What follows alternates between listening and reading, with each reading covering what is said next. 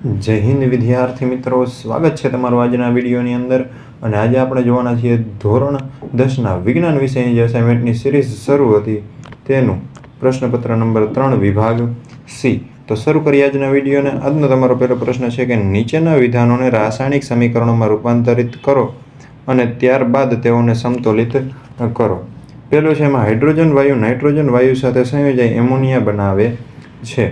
બરાબર. તો એનું રાસાયણિક સમીકરણ કંઈક આ રીતે સમતોલિત થશે કે N2 ગેસિયસ ફોર્મમાં, કારણ કે નાઇટ્રોજન વાયુ કીધું છે, ત્યારબાદ હાઇડ્રોજન વાયુ એટલે 3H2G હાઇડ્રોજન gives 2NH3G એટલે કે એમોનિયા. બરાબર. ત્યારબાદ બીજું છે હાઇડ્રોજન સલ્ફાઇડ વાયુ હવામાં બળી એટલે કે દહન પામીને સલ્ફર ડાયોક્સાઇડ અને પાણી આપે છે. તેનું સમીકરણ કંઈક આ રીતે કે 2H2SG + 3O2G gives 2SO2G + 2H2OL એટલે કે લિક્વિડ ફોર્મમાં છે પાણી. ત્યારબાદ પોટેશિયમ ધાતુ પાણી સાથે પ્રક્રિયા કરી પોટેશિયમ હાઇડ્રોક્સાઇડ અને હાઇડ્રોજન વાયુ આપે છે.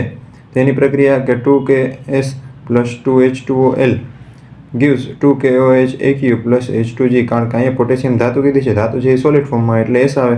બરાબર. સોલિડનો પાણી સાથે પ્રક્રિયા લિક્વિડ ફોર્મ. ત્યારબાદ જે આપણને મળશે પોટેશિયમ હાઇડ્રોક્સાઇડ એ જલીય દ્રાવણના સ્વરૂપમાં મળશે એટલે એક્વિયસ ફોર્મ AQ. અને ત્યારબાદ હાઇડ્રોજન વાયુમાંથી છૂટો પડે એટલે ખાલી H2G એટલે કે હાઇડ્રોજન. નેક્સ્ટ ક્વેશ્ચન જોઈએ તો થર્મિટ પ્રક્રિયા સમીકરણ સહિત સમજાવો તો વધુ સક્રિય ધાતુઓ ઓછી સક્રિય ધાતુઓને તેમના સંયોજનમાંથી વિસ્થાપિત કરી શકે. આવી વિસ્થાપન પ્રક્રિયાઓ ખૂબ જ વધુ ઉષ્માક્ષેપક હોવાથી મળતી ધાતુ પીગળેલી અવસ્થામાં મળે છે. આવી પ્રક્રિયાને થર્મિટ પ્રક્રિયા કહે છે. દાખલા તરીકે આયર્ન 3 ઓક્સાઇડ એટલે કે Fe2O3ની એલ્યુમિનિયમ સાથેની પ્રક્રિયાથી મળતી પીગળેલી Fe ધાતુનો ઉપયોગ રેલવેના પાટા અથવા તો મશીનના તિરાડ પડેલા ભાગો જોડવામાં થાય છે. અને અહીંયા છે એનું સમીકરણ કે Fe2O3s + 2AlS gives 2FeL + Al2O3s ઉષ્મા. નેક્સ્ટ ક્વેશ્ચન જોઈએ ધાતુ ક્ષારણ અટકાવવાના ઉપાયો જણાવો. તો તમે ધાતુનું ક્ષારણ છે રંગ કરીને, તેલ લગાવીને, ગ્રીઝ લગાવીને, ગેલ્વેનાઇઝિંગ કરીને, ક્રોમ પ્લેટિંગ કરીને, એનોડીકરણ દ્વારા અથવા તો મિશ્ર ધાતુઓ બનાવી અને લોખંડનું ક્ષારણ અટકાવી શકાય છે. દાખલા તરીકે સ્ટીલ અને લોખંડને કાટ સામે રક્ષણ આપવા માટે તેમની પર ઝીંકનું પાતળું સ્તર લગાવવાની પદ્ધતિ ગેલ્વેનાઇઝેશન છે. જો ઝીંકનું સ્તર તૂટી જાય તો પણ ગેલ્વેનાઇઝ વસ્તુનું કાટ સામે રક્ષણ થાય છે. નેક્સ્ટ ક્વેશ્ચન જોઈએ પરાવર્તિત ક્રિયા એટલે શું, તેના 4 ઉદાહરણ આપ. તો પરાવર્તિત ક્રિયા એટલે કે એનો અર્થ જોઈએ તો મગજના ઐચ્છિક કેન્દ્રોની જાણ બહાર બાહ્ય ઉત્તેજના સામે દર્શાવાતા અનૈચ્છિક અને ઝડપી પ્રતિચારને પરાવર્તિત ક્રિયા કહે છે. અથવા તો બીજું કે અસ્તિત્વ માટે ત્વરિત અનૈચ્છિક પ્રતિચાર રૂપે દર્શાવાતી અગત્યની ક્રિયા જેમાં મગજની કોઈ સક્રિય ભૂમિકા નથી તેને પરાવર્તિત ક્રિયા કહે છે. એના ઉદાહરણ જોઈએ પરાવર્તિત ક્રિયાનું. તો પહેલું છે કે અજાણતા પિન ભોંકાતા હાથ ઝડપથી પાછો ખેંચવો. બીજું અજાણતા ગરમ વસ્તુને હાથ અડકતા દૂર લેવો. ત્રીજું ઉધરસ બગાસું છીંક ખાવી. ચોથું ઉરોદર પટલનું હલનચલન. પાંચમું ઘૂંટણને આંચકો લાગવો. છઠ્ઠું તીવ્ર પ્રકાશમાં આંખની કીકી નાની થવી. સાતમું આંખના પલકારા. આઠમું પસંદગીના અથવા તો સ્વાદિષ્ટ ખોરાકને જોતા મોંમાં પાણી વળવું વગેરે. માત્ર 4 ઉદાહરણ લખવાના છે પણ અહીંયા તમને 8 લખીને આપ્યા છે. નેક્સ્ટ ક્વેશ્ચન જોઈએ તરુણ અવસ્થા સમયે છોકરાઓમાં કયા પરિવર્તન જોવા મળે છે. તો યૌનારંભ એટલે કે તરુણ અવસ્થાને બીજું યૌનારંભ પણ કહેવાય. તો યૌનારંભના સમયે છોકરાઓમાં નીચે મુજબના જાતીય પરિવર્તન જોવા મળે જેમાં બગલ અને જાંઘોના મધ્ય જનનાંગીય વિસ્તારમાં વાળ ઉગે અને તેનો રંગ પણ ઘેરો હોય. હાથ તેમજ ચહેરા પર પણ નાના રોમ ઉગે. ત્યારબાદ ત્વચા સામાન્ય રીતે તૈલી બને અને ક્યારેક ખીલ પણ ઉદ્ભવે છે. ચહેરા પર દાઢી મૂછ ઉગી આવે છે. અવાજ કર્કશ અને જાડો બને. શીશને સામાન્ય રીતે કદમાં વધે અને ટટર થવા માટે સક્ષમ બને છે. નેક્સ્ટ ક્વેશ્ચન જોઈએ સપુષ્પી વનસ્પતિમાં લિંગી પ્રજનન સમજાવો. તો સપુષ્પી વનસ્પતિઓમાં લિંગી પ્રજનન. બરાબર. અહીં થોડુંક આપણે ઝૂમ કરીને આન્સર જોઈએ તો તેમાં પુંકેસરના પરાગાશયમાં પરાગરજ ઉત્પન્ન થાય છે.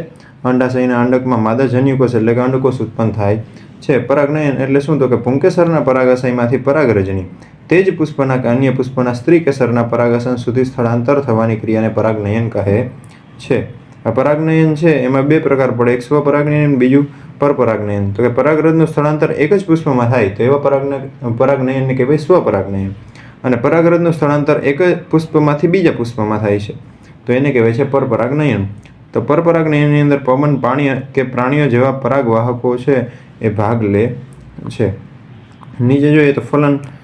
તો ફલન એટલે કે પરાગરજ પરાગાસન પર સ્થાપિત થાય છે. પરાગરજ અંકુરણ પામી પરાગ નલિકાનું નિર્માણ કરે છે. પરાગ નલિકા પરાગ વાહિનીમાં લંબાઈને અંડક સુધી પહોંચે છે.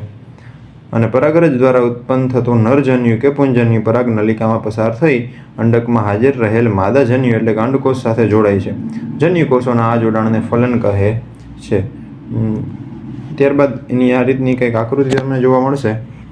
બરાબર, આકૃતિ એક દોરવાની થાય ક્વેશ્ચનની અંદર. નીચે જોઈએ તો ફલનની પ્રક્રિયાને પરિણામે ફલિતાંડ એટલે કે આની અંદર યુગ્મનજનું નિર્માણ થાય છે. ફલિતાંડ નવા છોડમાં વિકાસ પામવાની ક્ષમતા ધરાવે છે. ત્યાર પછીની ફલન પછીની ઘટનાઓની વાત છે કે ફલન પછી અંડકમાં યુગ્મનજ અનેક વિભાજન પામી ભ્રૂણનું નિર્માણ કરે.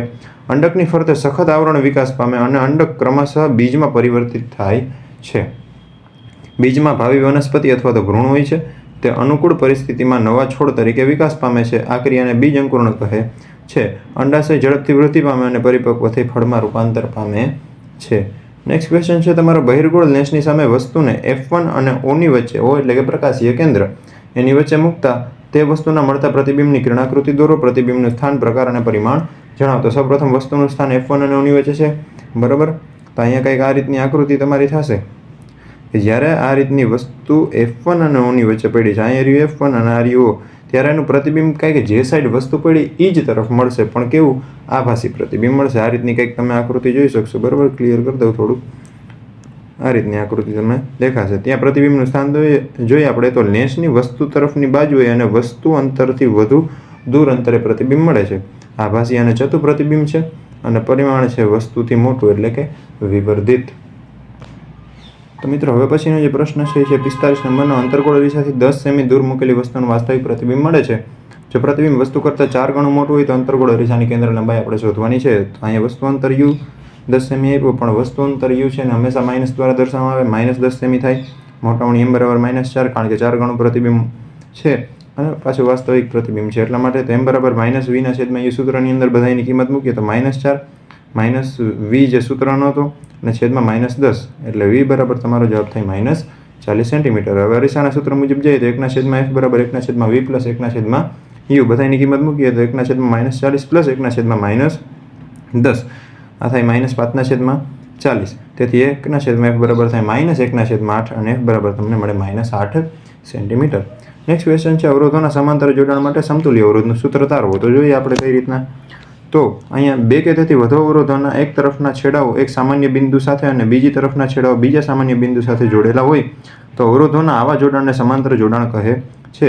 સમાંતર જોડાણમાં વિદ્યુત પ્રવાહને વહેવા માટે એક કરતાં વધુ માર્ગો ઉપલબ્ધ હોય છે તથા દરેક અવરોધના બે છેડાઓ વચ્ચેનો વિદ્યુત સ્થિતિમાનનો તફાવત સમાન હોય છે અને તે સામાન્ય બિંદુઓ વચ્ચે વિદ્યુત સ્થિતિમાનના તફાવત જેટલો હોય છે. એટલે આ રીતની આકૃતિ હોય છે. બરાબર, જ્યારે 3 અવરોધ લઈ, હવે એનો સમતુલ્ય અવરોધ લઈ લીધો આપણે RP, સમાંતર જોડાણ છે એટલે RP બરાબર પેરેલલ થાય.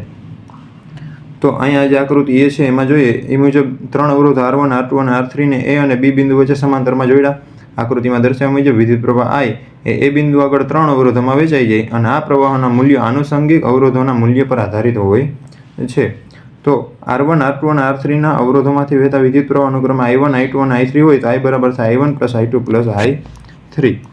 તો અવરોધોના સમાંતર જોડાણ છે. બરાબર, એ જોડાણમાં દરેક અવરોધના બે છેડા વચ્ચે વિદ્યુત સ્થિતિમાનનો તફાવત બેટરીના વોલ્ટેજ V જેટલો હોય.